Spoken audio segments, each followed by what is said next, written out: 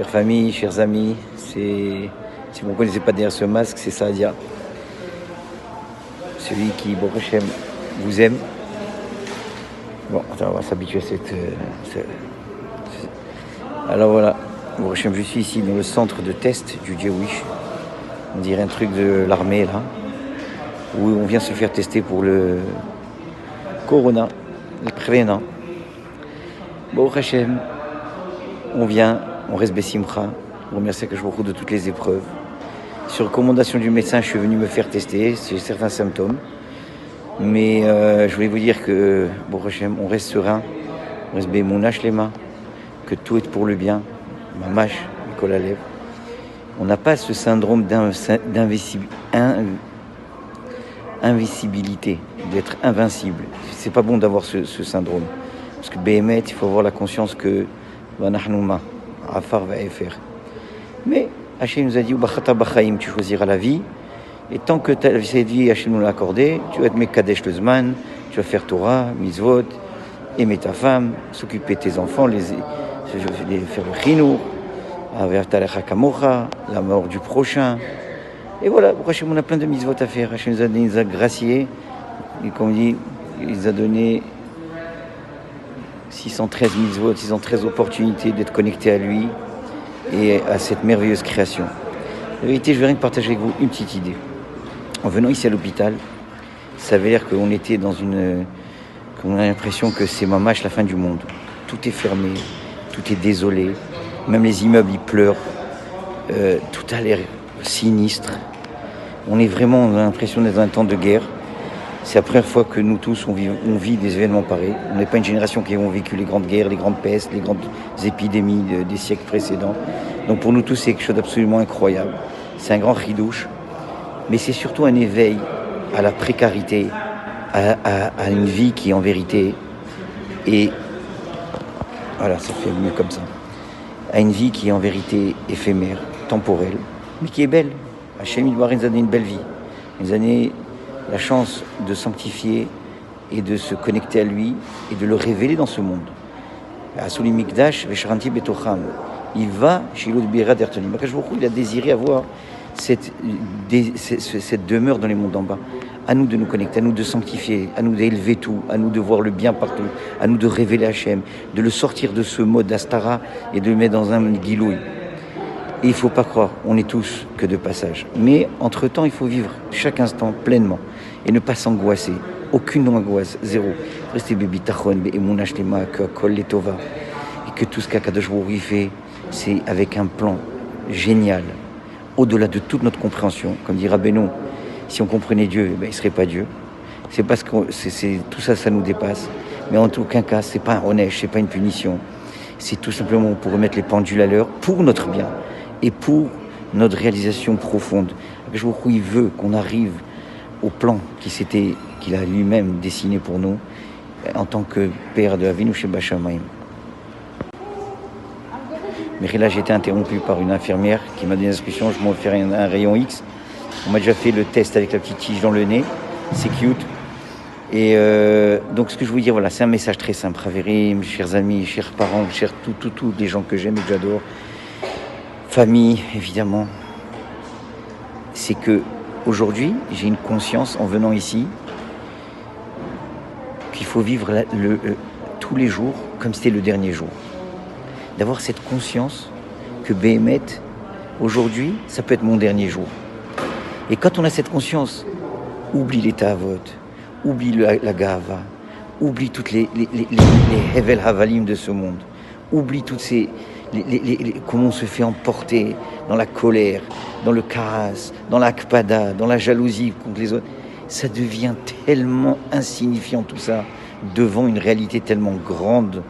Et alors, je pense que moi, en tout cas, ce que je retire maintenant, et je vous le communique avec vous, il faut prier à Kadosh Baruch Hu, qu'on ait cette conscience tous les jours, sans la peur. C'est-à-dire qu'on ait la conscience, mais sans la peur. Parce que le problème, si on est terrifié, alors c'est une catastrophe. On a rien gagné dans l'histoire. Donc, bon, j'enlève ce truc, j'en peux plus. Donc le truc, il est comme ça.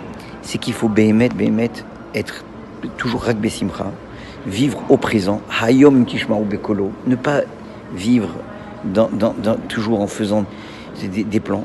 Rabot Mashwali Shvatzata Shemitakum, Bien sûr, il y a une planification minimum, il y a une logique humaine, il y a un cercle qu'il faut utiliser, mais il faut vivre chaque jour pleinement, comme si c'était Chas Shalom le dernier jour.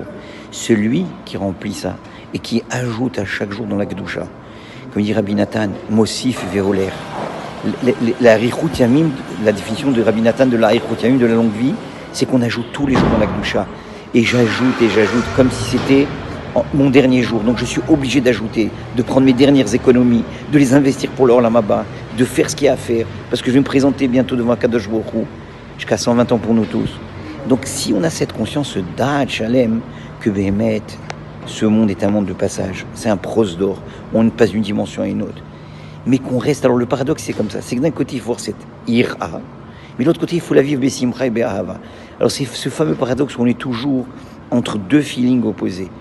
Et quand on a du da'at, c'est grâce au da'at, la conscience divine, qu'on peut alors unifier ces deux concepts opposés, qui d'un côté c'est vivre au présent et avec cette conscience parfaite de l'éphémérité du monde, et de l'autre côté être besimcha, comme si j'ai encore 1000 ans à vivre. Alors, je parle au niveau de la simcha, je ne parle pas au niveau de la réalité. Mais dans tous les moments, y compris, c'est-à-dire quoi? Vis le moment présent, dans la joie, dans la émouna. Et si c'est le dernier jour, alors c'est le dernier. De toutes les manières, personne n'est éternel. Donc il faut vivre dans la émouna totale, dans la simcha totale. Ne pas s'angoisser. Bien sûr qu'on veut rester auprès des nôtres, bien sûr qu'on vivra avec nos enfants et nos petits-enfants et nos amis et nos familles respectives et surtout faire le ratson d'Hachem, parce que le kavod d'Hachem c'est dans ce monde, dans l'Olam Haba, c'est game over. Donc même si par amour pour Hachem, ou bachrata b'chaim, tu choisiras la vie, tu te battras pour la vie, tu feras tout ce qui est nécessaire pour la vie, tu écouteras les Talmid Chachamim, tu écouteras tout ce que nos sadikim nous ont donné à faire pour avoir une meilleure vie, une vie pleine et entière, mais la vivre au moment présent. Et ne pas s'illusionner et rester avec un Da'at Shalem et unifier tout ça. Alors, Bez Hashem, je vous adore, à très bientôt. Alors maintenant, vous allez me dire, ouais, mais Sadia, comment on obtient ce Da'at? Comment on fait pour avoir ce Da'at? Malheureusement, la galoute, elle nous enlève le Da'at. Gala ami beli Da'at. Rabbeinu rapporte ce passage du Ishaya dans la Torah 21. Quand on n'a pas de Da'at, on n'a rien. Imkanita Da'at, machassat, c'est le Da'at, il y a tout. Tu n'en as pas, tu n'as pas tout. Le Da'at, on en prie pour tous les jours de ce Da'at, cette conscience, cette capacité d'unifier les contraires, cette capacité de vivre dans le quotidien et dans l'éternité en même temps, cette capacité d'unifier les mondes d'en haut et les mondes d'en bas. Ça, c'est le Da'at. Atahonena Da'at, c'est toi qui donnes ce Da'at, cette conscience. Mais comment? Où je vais aller pêcher ce Da'at? Chez IGA, ça se vend en canette, ça se vend en kilo. Où? À l'hôpital ici. Oui, il y a des wake-up ici, on va à l'hôpital, on va, je sais pas, permanent, on va au cimetière, ça nous fait des wake-up quoi. Mais à la fin de la journée, fondamentalement, il dit Rabbeinu, tu veux du Da'at, tu veux de la Emouna. Comme il dit le Maguid de Mezrit, il dit ici David Ameller.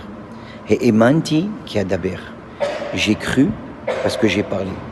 Et Rabbi nous a dit le sod, c'est hitbo des doutes. C'est parler à Hachem tous les jours, épancher son cœur à Hachem, ne pas être radin dans les paroles, ne pas être paresseux, épancher son cœur à Hachem.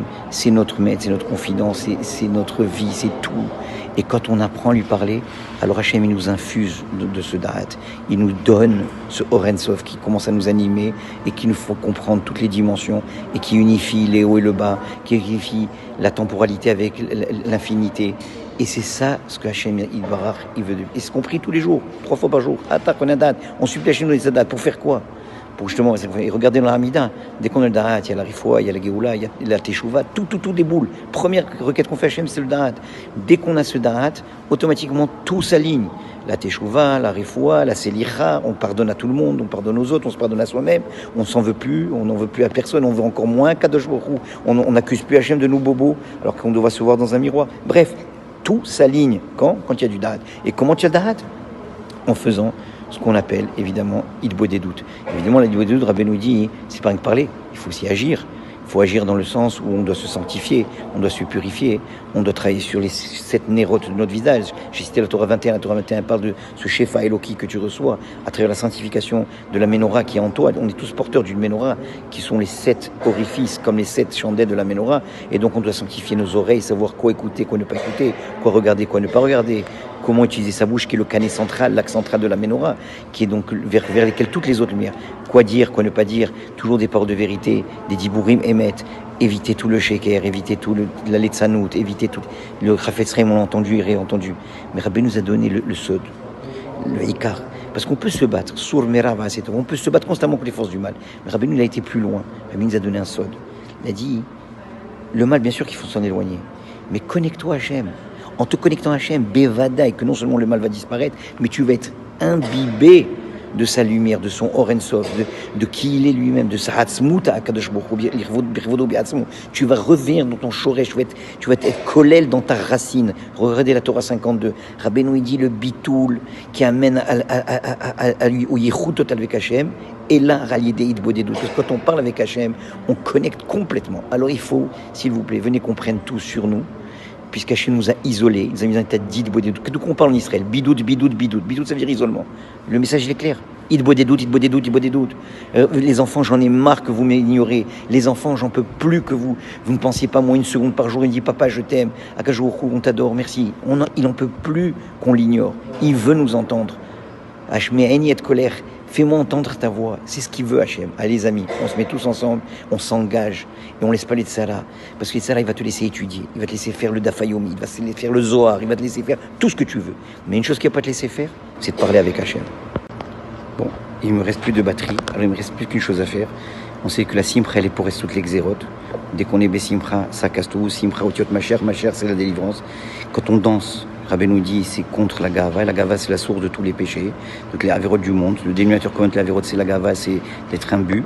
Alors, il ne me reste plus qu'une chose à faire dans cet endroit, c'est Akadosh Baruch Hu, Anachnu Avimot. Ils vont me prendre pour un fou, mais c'est pas grave. Akadosh Baruch Hu, Anachnu Avimotra, Vetaher Libenu, Leovdecha Be'emet, Vetaher Libenu, Leovdecha Be'emet. Allez les gars, Mechila, je peux pas faire trop fou, ça risque de venir Chilou Hashem. Je vous embrasse, je vous adore.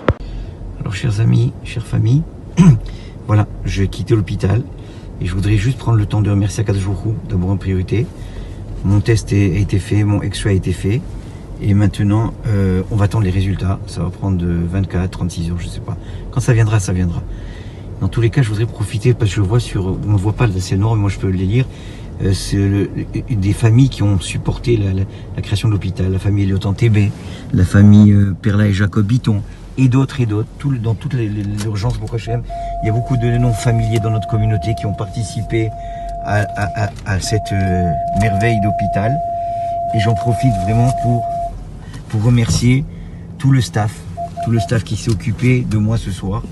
Et en premier, j'allais dire Rabbi, mais il maîtrise ce titre, et même plus, de docteur David Ben Yair, Hachem, extraordinaire, plein de compassion, avec sa belle petite kippa sur la tête, qui fait un grand kiddush Hachem. Voilà, je quitte les urgences.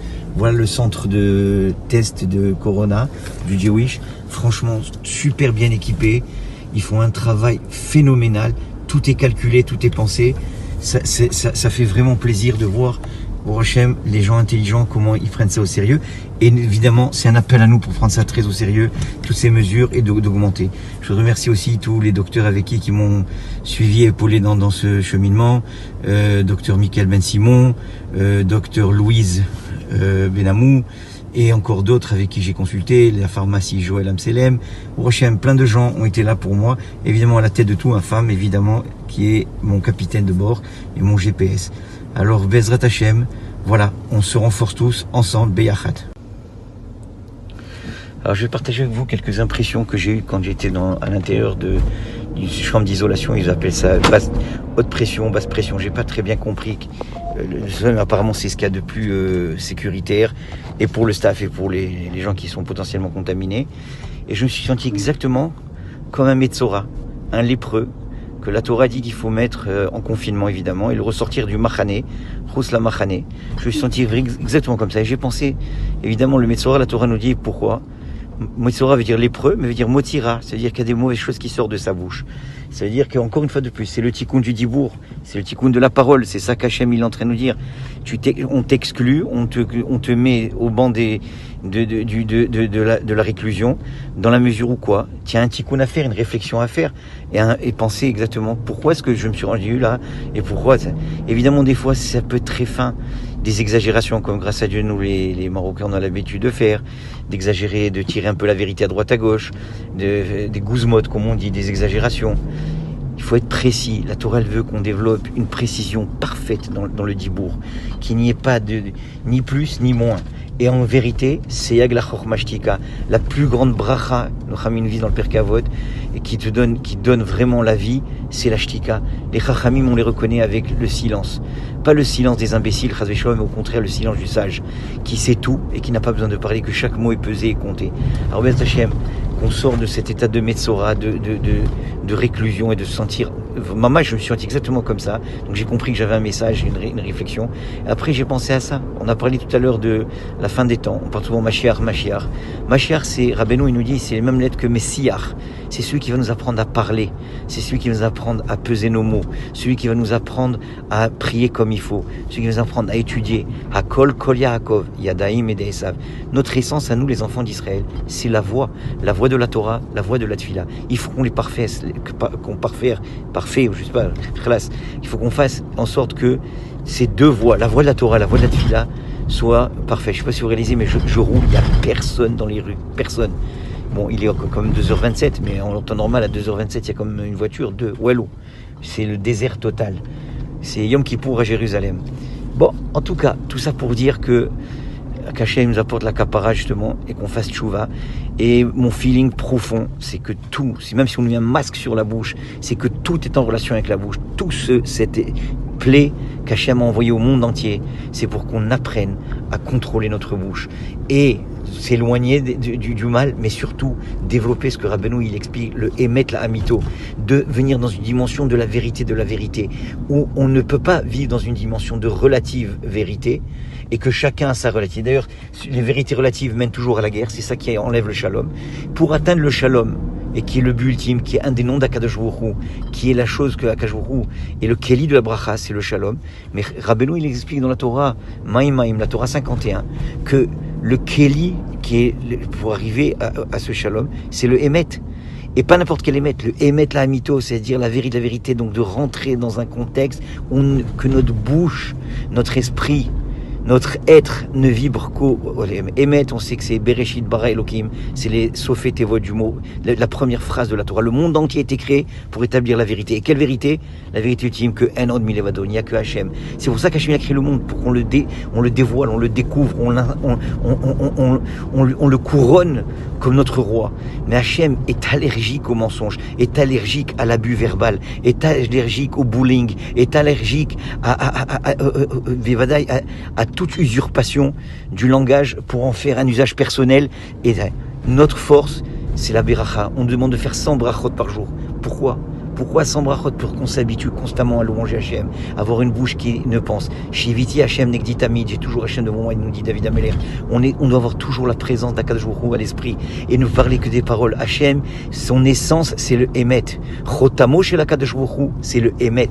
Donc il faut vivre une parole et une vie de Emet, que notre bouche ne soit là que pour prononcer des paroles de Emet, des paroles de vérité fondamentale, pas des balivernes, ou même des fois on perd notre temps dans des choses mondaines, les sports, la politique, et celle-là, et Kardashian, et ça, des folies de ce monde, des Hevlei Havalim, des choses qui sont remplies de Touma, et on se remplit notre bouche avec cette Touma et notre esprit. Pourquoi? Parce qu'on s'est laissé emporter par les bêtises de ce monde.